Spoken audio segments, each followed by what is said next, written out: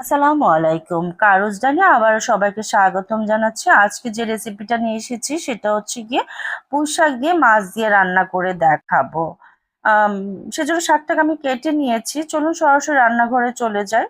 এটা শাক পাতা তো আর কাটাকাটি করে দেখানোর কিছু নাই। আমার ভিডিওটা একটু যেন স্কিপ হয়ে গেছে। আমি পেঁয়াজটা দিতে আমি ভিডিওটা করতে শুট করতে কেটে গেছে কিভাবে যেন। আমি সামান্য একটু কড়াইয়ের মধ্যে সামান্য একটু তেল দিয়ে দিয়েছি, সামান্য একটু করে পেঁয়াজ কুচি দিয়েছি, দিয়েছি 1 চামচ পেঁয়াজ বাটা, আধা চামচ রসুন বাটা। এই যিনি বাটা মশলাগুলো দিয়ে আমি একটু একটু নেড়ে চেড়ে দিব। এখানে কিন্তু আমি বাটা কাঁচামরিচ ব্যবহার করব। মশলাগুলো যখন একটু গন্ধটা ছেড়ে যাবে, দেন হচ্ছে কি আমি কাঁচামরিচটা অ্যাড করে দিচ্ছি। একটু ভালোভাবে নেড়ে চেড়ে দিব মশলাটা কষানো পর্যন্ত। তারপর হচ্ছে কি আমি এর সাথে লবণ অ্যাড করে দিব। যেহেতু হচ্ছে কি আমি আম, এখানে পুঁই শাক রান্না করব, সেখানে হচ্ছে কি আমি কাঁচামরিচ দিয়ে রান্না করছি। কোনো ধরনের লাল মরিচের ব্যবহার হবে না। জাস্ট সামান্য একটু হলুদ ব্যবহার হবে এবং হচ্ছে গিয়ে ধনিয়ার গুঁড়া আর লবণ। গুঁড়া মশলার মধ্যে এই তিনটাই যাবে, এই দুইটাই যাবে। হলুদ দিয়ে দিলাম, সামান্য করে একটু ধনিয়া পাউডার দিয়ে দিব। এই যে ধনিয়া পাউডার দিয়ে দিলাম। এগুলো হচ্ছে গিয়ে এখন নেড়ে চেড়ে সুন্দরভাবে কষিয়ে নিব।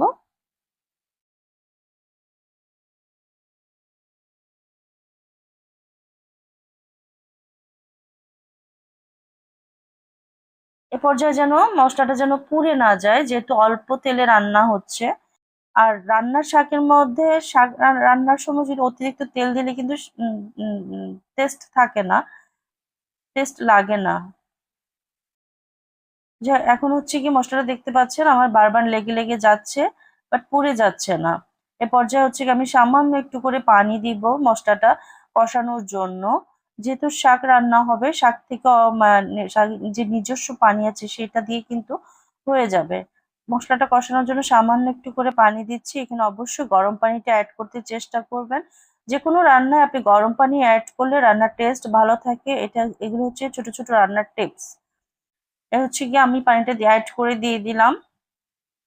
এখন হচ্ছে গিয়ে এটা ফুটে উঠলে আমি হচ্ছে গিয়ে পুঁই শাকের ডাঁটাটা আগে দিয়ে দিব। ডাঁটাটা আমি কোটার সময় ডাঁটাটা আলাদা করে রেখেছি। মোটা ডাঁটাগুলো আমি আলাদা করে রেখেছি। কখনোই ডাঁটা এবং শাক একসাথে দিবেন না। আমার মশলা পানিটা ফুটে উঠেছে। এখন হচ্ছে গিয়ে আমি ডাঁটাগুলো অ্যাড করে দিব। ডাঁটাগুলো আগে হাফ সেদ্ধ হয়ে যাওয়ার পর দেন হচ্ছে গিয়ে পাতাগুলো দিবেন। সেক্ষেত্রে হবে কি, পাতার কালারটা সুন্দর থাকবে, রান্না করার পর দেখতে সুন্দর লাগবে। আমার আরেকটু ডাঁটাগুলো আরেকটু সেদ্ধ হবে, আরেকটু সেদ্ধ হবে, আমি তার জন্য আরেকটু ঢেকে দিলাম। আর কিছুক্ষণ পরে আমি মাছ এবং শাক একসাথে অ্যাড করে দিয়ে দিব। এখানে হচ্ছে গিয়ে 3টা তেলাপিয়া মাছের গলার যে মাছটা, সেই অংশটা দিয়ে হচ্ছে গিয়ে আজকে আমাদের শাকটা রান্না হবে। আমি মাছ 3 পিস অ্যাড করে দিচ্ছি। এখানে শাক আছে কিন্তু এক আটি শাক। উম আমি 3 পিস মাছ দিয়ে দিলাম।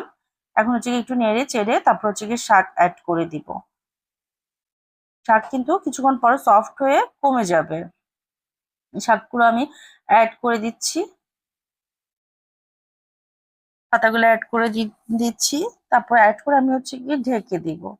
এখন দেখতে পাচ্ছেন যে কড়াই একদম ভরে ভরে গেছে। কিছুক্ষণ পর কিন্তু এগুলো একদম কমে যাবে। পর্যায়ে হচ্ছে হালকা করে একটু নেড়েচেড়ে দিতে দিতে চেষ্টা করবেন, তাহলে হচ্ছে গিয়ে আপনার খুব দ্রুত সফট হবে সবগুলো পাতা।